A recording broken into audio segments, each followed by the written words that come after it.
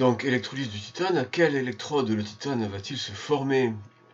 Eh bien, pour qu'il se forme, puisque le couple qui intervient c'est TI avec une charge inconnue, donc soit alpha plus TI, ça veut dire que les ions titane, puisque la solution contient des ions titane, les ions titane alpha plus vont récupérer des électrons, donc évidemment un nombre inconnu pour donner le titane. Donc il faut que les ions titane soient réduits, donc il faut qu'ils reçoivent des électrons. Donc s'ils sont réduits, évidemment, c'est la cathode. C'est le lieu de la réduction, ils reçoivent des électrons, c'est la cathode, donc c'est l'électrode négative. Alors, quantité de matière d'électrons échangés, bien on a comme information la durée et l'intensité. Alors, qu'est-ce que ça va nous donner? La quantité de matière d'électrons échangés, eh bien, elle est reliée à la quantité d'électrons. C'est la quantité, le nombre d'électrons sur le nombre d'Avogadro. Et ce nombre d'électrons là, lui, il est relié à la charge électrique. Le nombre d'électrons, il est relié à la charge électrique. Ce sera la charge électrique divisée par la charge électrique totale qui aura circulé, divisée par la charge élémentaire. Et la charge électrique totale, ce sera donc I fois delta T.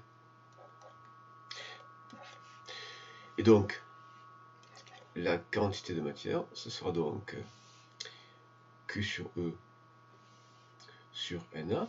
Donc, I delta T sur E divisé par Na.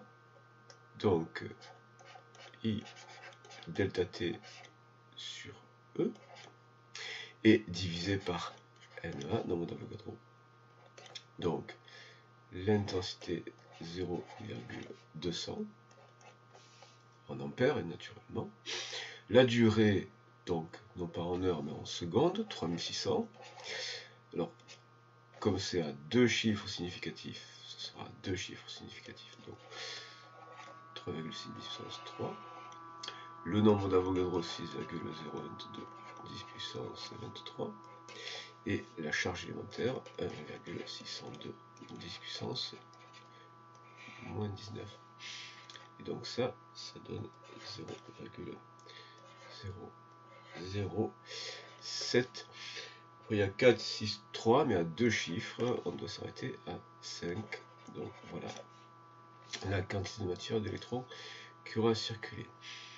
La quantité de matière de titane, cette fois-ci, côté titane, eh bien on a les informations quantitatives sur le dépôt, on a la masse du dépôt.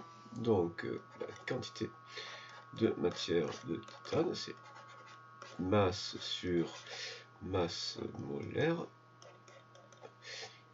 Et donc, la masse 0,179 grammes, la masse molaire 47,9, ça donne 0,00374.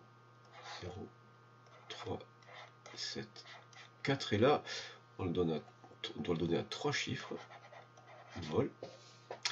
Et puis ensuite, la demi-équation, bon, mais la demi-équation, on a commencé à avoir une ébauche ici, il faut en fait simplement compléter avec l'alpha, il faut déterminer le alpha. Alors d'habitude, le alpha il est connu et ça nous permet de faire le lien entre la quantité de matière d'électrons et la quantité de matière de l'autre espèce qui est concernée, qui se dépose ou qui est oxydée. Et donc on écrit n électrons divisé par le coefficient stoichiométrique égale n titane, donc divisé par le coefficient stoichiométrique, donc là divisé par 1. Donc on écrirait n électrons divisé par alpha égale n titane divisé par 1, évidemment. Donc ici c'est le alpha qui est l'inconnu.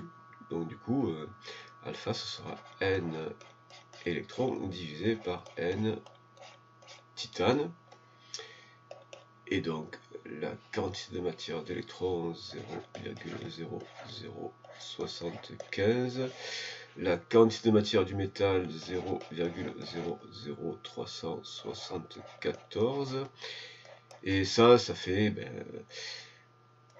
à peu près 2, selon qu'on a maintenu là tous les chiffres de la calculatrice, on obtient 1,99999, là on obtient 2,00 avec un poil plus, mais évidemment c'est un nombre entier qu'il faut retenir, c'est la charge des ions titane, donc c'est 2 maintenant, on a bien identifié l'équation complète, donc c'est Ti2 plus 2 électrons donne Ti.